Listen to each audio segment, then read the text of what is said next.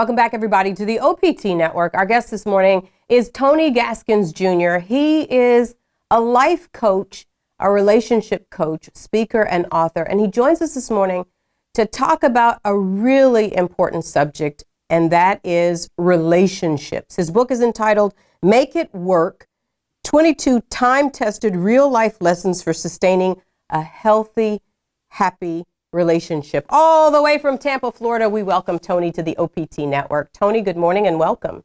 Good morning. Thank you so much for having me. It's good to have you. So when I got the book, I wasn't really all that excited about the title.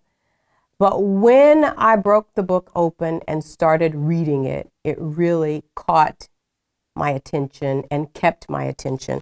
So it's such an important conversation about relationships. I want to rewind back to your former self and really being in so many relationships that were dysfunctional and just downright wrong.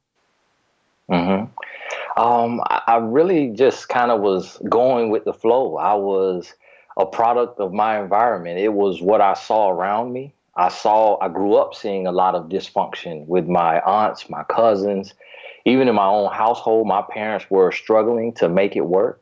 And I just kind of learned love the wrong way.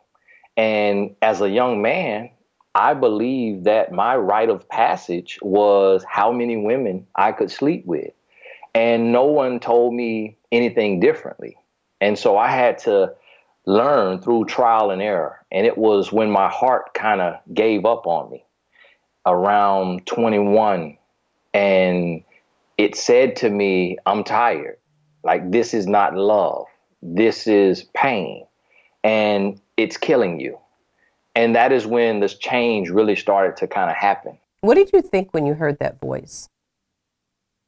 I felt like it was the voice of God. I mean, I felt like it was my innate feeling, like that natural born love that's in you that says you want to be healthy and happy. And it was kind of calling me out of the darkness, so to speak. Mm-hmm. But it was calling you out of the darkness, but you didn't have a paradigm. You didn't have anything to really model as to what love looked like. So where do you go from there? It's kind of in you to where you know right from wrong, but you accept wrong because wrong has become normal. But then for me, I realized shortly after that feeling, it was almost like a calling out to the universe where you want something, you desire something, and then you attract it. And I met my wife. And so she was kind of like the igniter. She was like the inspiration. She was the influence to my change. And that's really where I began to learn love in my relationship with her. Mm-hmm.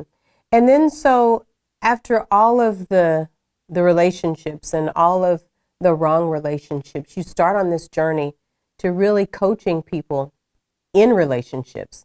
Let's talk about how that started for you. To be honest with you, it started in high school in 10th grade. I remember being on three-way with girls asking me questions about their boyfriends. Mm-hmm.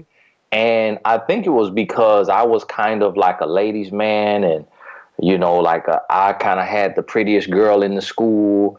And so some of the other girls would kind of want to ask me about their guy. And I just started kind of giving advice, and it would be right. They would come back and say, Tony, I did what you said do, and what you said would happen is what happened. And so it just kind of kept going. And then when I was 22 years old, a friend of mine, a female friend who I had ghosted, we came back and we were talking in the Facebook inbox. And that's when she asked me for some advice, and I gave her some advice, and she told me, hey, you should write a book. And so I just wrote a book because I was searching in my life. I had gotten kicked out of college. I lost my full football scholarship after 3 seasons, and I was supposed to be there for 5 seasons. So I was kind of lost in searching, and I love writing. I had always been a poet, and I always expressed myself through words. Mm-hmm. And so I felt passionate about the topic and speaking from a male perspective on love and relationships. And I just kind of did it just on just a feeling. And it gained traction. When did you know that you would be called to this? After I sat down to write that book and I finished it, at 22 years old in 5 days. And I published the book, and then women in their 40s started reaching out to me, asking me for advice. They were like, hey, I read your book and I have more questions. And I was like, how can a 22-year-old man teach a woman in her 40s or 50s about love and relationships?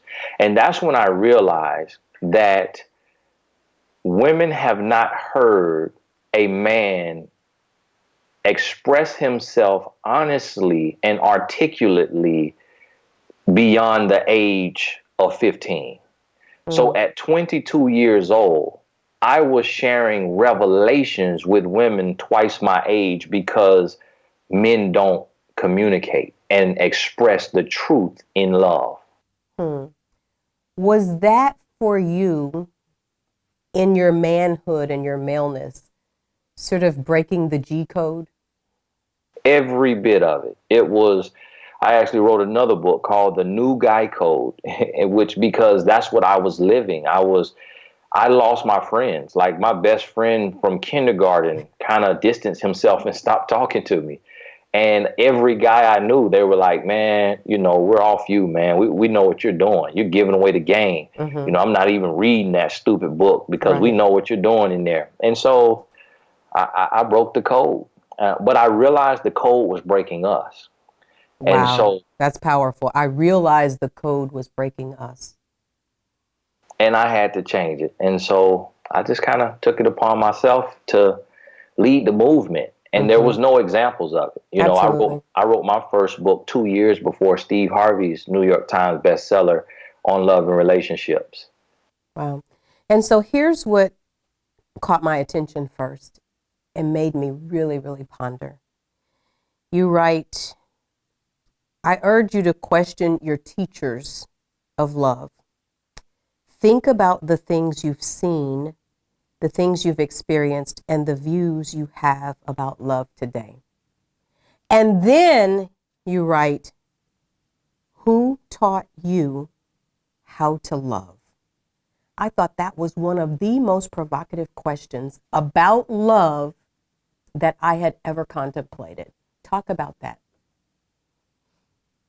Well, I had to kind of think back and realize that if I learn how to love the wrong way, then I'm sure most people learn to love the wrong way, because I grew up in a 2-parent home and my father was a pastor. So if I saw, love in the wrong way at times, then how much more could people being raised by parents who didn't have any religious convictions or any, morals or values or guidelines for life?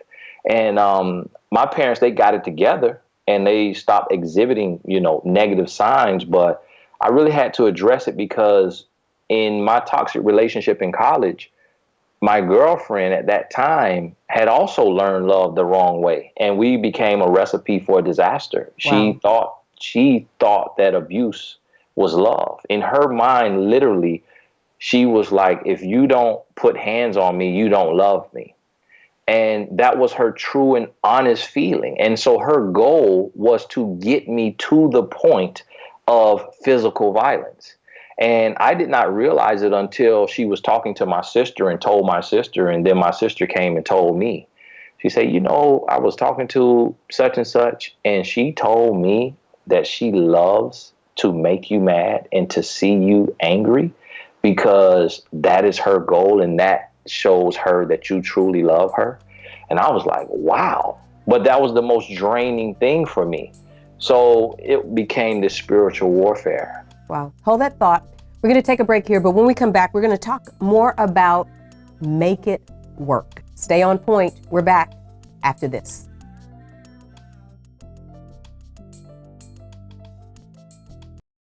Welcome back, everybody, to the OPT Network. Our guest this morning is Tony Gaskins Jr., and we're talking about his thought-provoking book about relationships. It's entitled Make It Work. And before we went to the break, I was telling you that the sentence that you wrote, the question that you ask in the book, who taught you to love? And then you go a step further. Who taught that person to love? I think for me, it was the premise in which every relationship is based on. Mm-hmm. I believe that. And we are imprinted, at a young age. And what we see is what we believe. I mean, that's every, mammal, every human, every animal. You go through an imprinting stage. And so pain can become a norm. Dysfunction can become a norm. Self-hate can become a norm. And independence that is incapable of becoming interdependent can become the norm. And we see that from a lot of strong single mothers who have just given up on love and say, hey, I'm independent and my wall is up and I refuse to be interdependent, which is a healthy marriage. And so all of these things can become the norm. And that's really where I had to start at, so people can address the root and then we can understand the fruit. Oh, address the root and then we can understand the fruit. And so in this culture and you talk about a lot of people saying that they don't necessarily need to marry or don't believe in the institution of marriage. What do you say to people who are in marriages, but they're struggling because, as you write, you never really learned a functional way to love, and your partner has never learned a functional way to love. And so everything around that relationship then becomes somewhat dysfunctional. Where do you tell people, and you write these lessons, where do you tell people to start? You have to start with yourself and doing the work. So even if it's as simple as reading the book, but then realizing that although you may have dysfunctional love, you still have a very functional soul tie with this person. So what that means is they are emotionally attached and addicted to you. So when you start to learn and you start to grow and you start to elevate your life, this person doesn't want to be left behind. And this is your opportunity to put some stipulations in place and say, hey, we need to read Make It Work together. We need to read Ephesians chapter 5 together. And we need to talk about it and express our views in a mature manner. And so you start with yourself doing the work. And when you grow, your spouse or your partner has to grow with you. They have to step up in your life or step out of your life.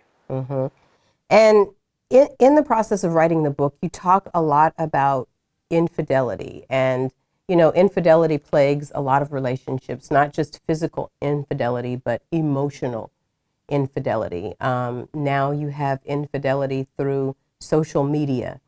And a lot of people get wrapped up in that and really can't come back. And you talk about some of those deal breakers. Let's talk about how to help people walk through that process. Well, you have to decide if you as a couple are fully committed to one another. And what happens a lot of times, it's the man who is afraid to fall in love. It's the man who is afraid to give his all because he's afraid that if he becomes vulnerable, he'll be taken advantage of. And he fears that because he's been the offender in the past. And so that guilty conscience doesn't allow a man to give all of him. And so he then may minimize cheating and say, well, I won't cheat physically, but I'll cheat with pornography, or I'll cheat with, I'll emotional cheat through text message or flirting at the job. And it's all to put a block on his heart because he's afraid what would happen if he falls 100% in love and became 100% faithful. But you know, a lot of men are not able to do that because whoever taught them to love, in many cases, said possibly, you can never trust a woman. And a lot of men, the only woman that they trust is their mother. So how do you change what was learned very early on? A man has to decide, and every human comes to this place in life where your natural compass, your moral compass takes over, and it confronts everything that you've learned. And you can feel that on the other side of knowledge that there may be peace and prosperity, or you can choose to remain the same because that is what has become comfortable to you, even if it's painful. So every human is capable of change, because although we've been taught one thing, deep down, we know right from wrong. And so a person has to ask themselves, do I want what I've always gotten?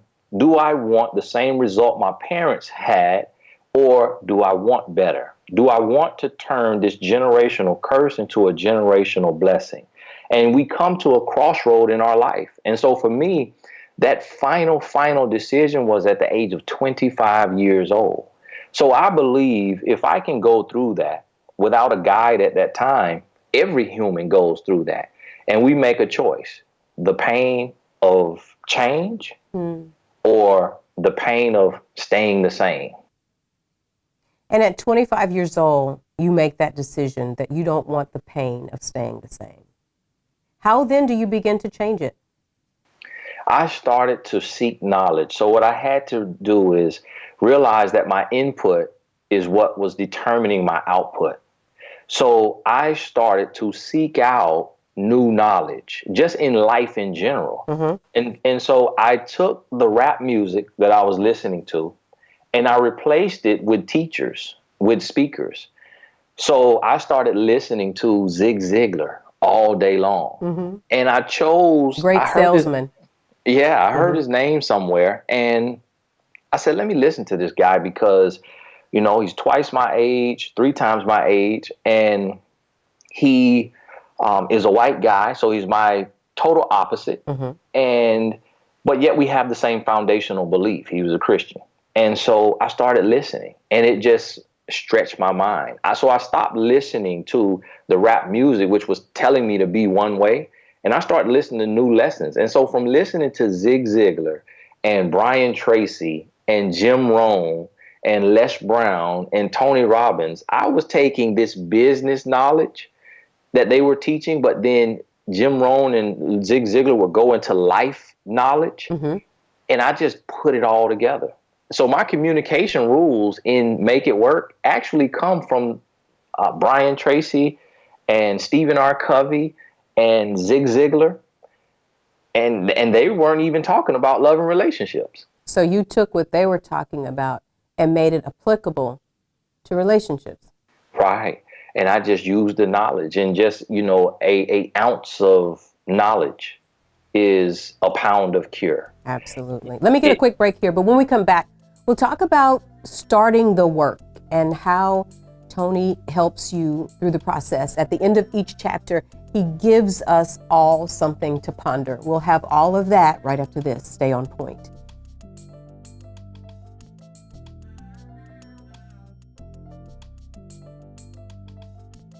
Welcome back, everybody, to the OPT Network. Our guest this morning really provokes thought in relationships. And I believe, Tony, that every single person that is married, that is thinking about getting married, should read this book. That's just how powerful I think that this book is. It's entitled Make It Work. And not enough people are talking about making it work, because so many of us are so self-absorbed. And one of the things that you write about in the book is dealing with your own truth and being able to own that. And a lot of people in relationships can't. Talk about the importance of that. Well, it's so important because if you can't address it, then you can't change it. And if you don't address it, then you'll always be blaming everyone outside. But when you start to look within and you start to make changes within yourself, you realize that your change shifts the atmosphere. I like that. That when you change, everything around you has to adjust, because that's the way energy works. So when you can address it, then you can change it. When you can admit that you feel it, then you can do the work to heal it. And so that's what I realize, is that instead of me waiting on my wife to change, let me lead in love. And that's why I wrote a whole chapter called Lead in Love. And let me be the change. And when I changed, it washed her with love and it changed her. I loved that chapter.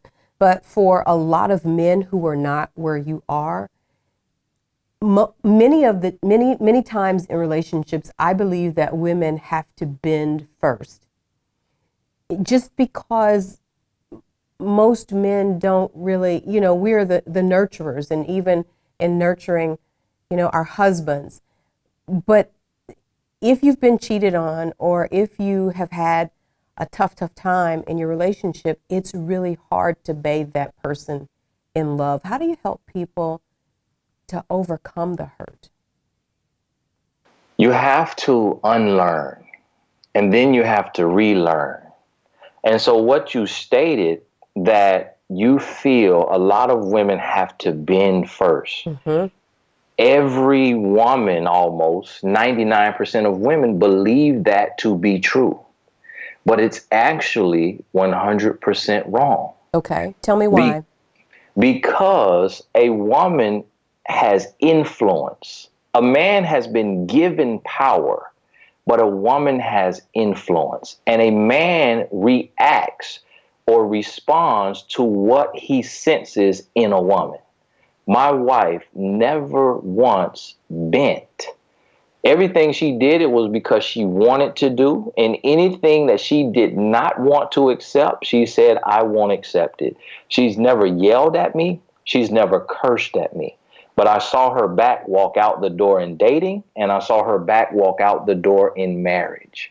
And so by her showing me that she was willing to risk it all, to lose it all, to sacrifice it all for her self-worth and self-respect, that is what pushed me to become the man that I am. I was the absolute worst.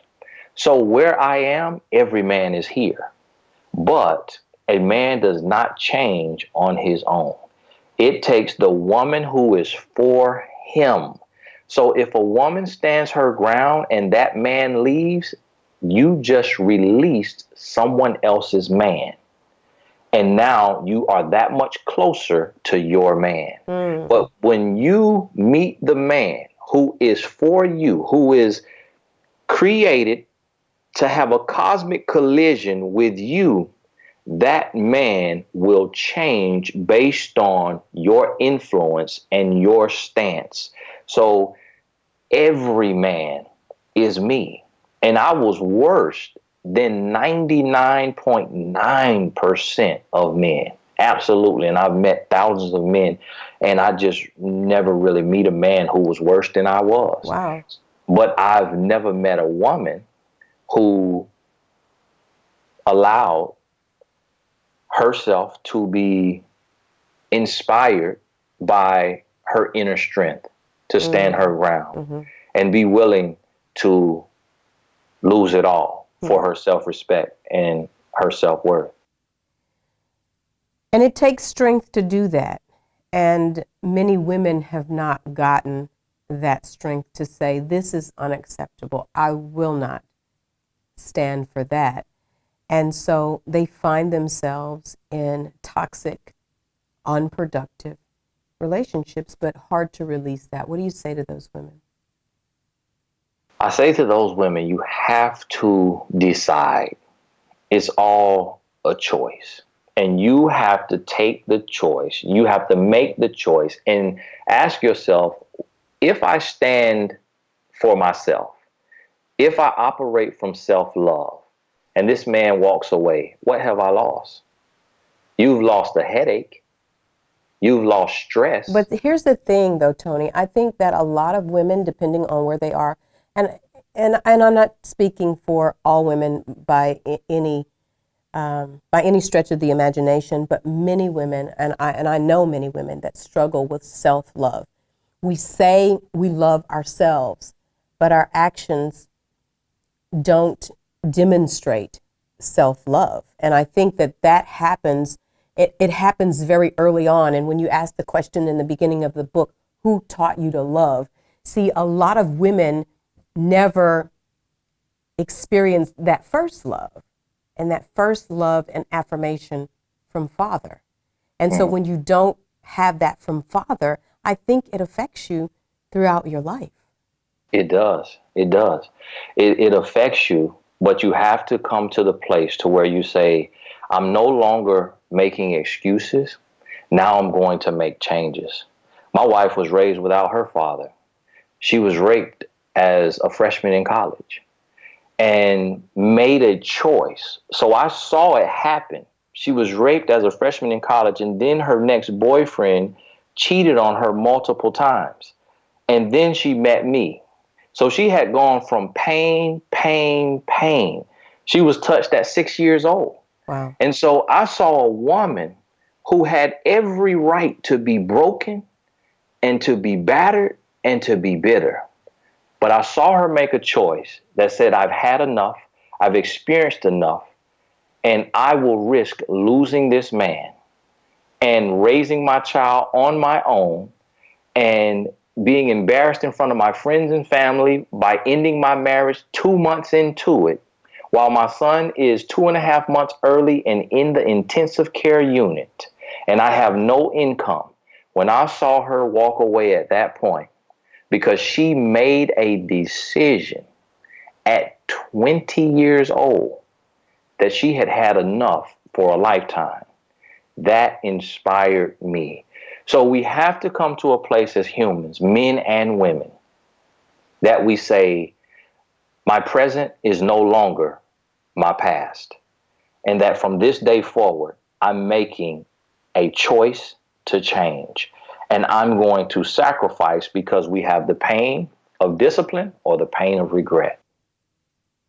Wow. What's the most important thing that you hope that people, couples, singles, what is the most important thing, if there's only one, that you hope people will take away from Make It Work? That we truly understand what self-love means.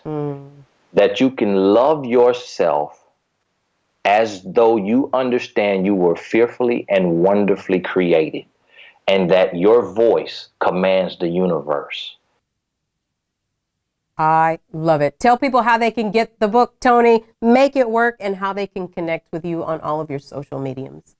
Thank you so much. You can get the book anywhere books are sold. If they don't have it, they can bring it in. You can visit my site, TonyGaskins.com, and I have a lot of different retailers that you can get it from.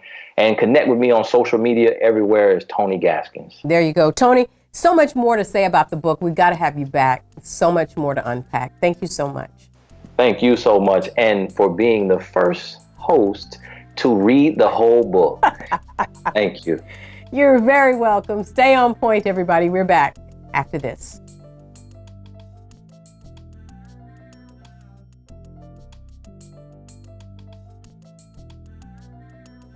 Welcome back, everybody, to the OPT Network. This is the final point on Point today.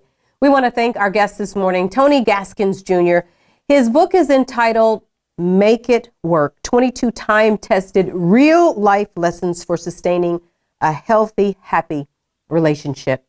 And I've said it throughout the interview, and I'll continue to say that every single couple, married, single, or thinking about getting married, should read this book. Because he really makes you think about love. And the first question struck me: where did I learn to love? And I really had to sit and ponder that, especially when you are coming in communion with another person. I think that where you learned and how you learned to love is integral in moving forward in your relationship. If you have learned love in an unhealthy way, then chances are if you don't find another way, if you don't change that paradigm or that example of what you saw, you will repeat it.